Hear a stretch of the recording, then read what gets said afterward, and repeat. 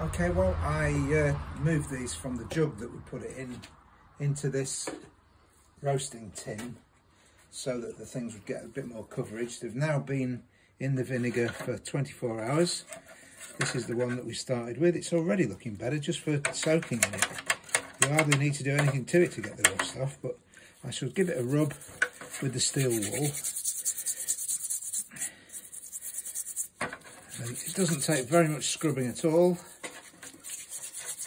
And you soon see the colour of the metal coming back through. It's not going to be silver shiny yet, but the rust is all gone, the orange is gone. Now this one is so tightly seized up that I'm going to have to tap it a few times with a hammer before I soak it, even in the oil, for too long.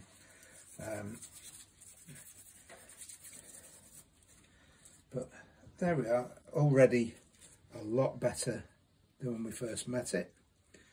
I'll just have a quick look at these other things. The hairdressing scissors, I guess they are.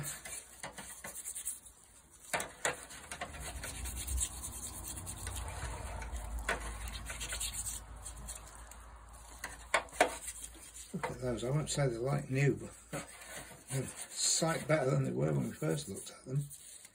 The pliers have the original black on them, but I'm going to take that off. And another pair of snips that did work. And so, as ever, once we've given them a wash, straight into a bucket of soapy water, rinse off the vinegar.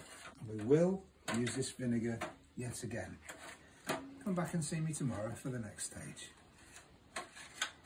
So they've had a good wash, scrub in hot soapy water after the vinegar, and now of course it's back into the roasting tin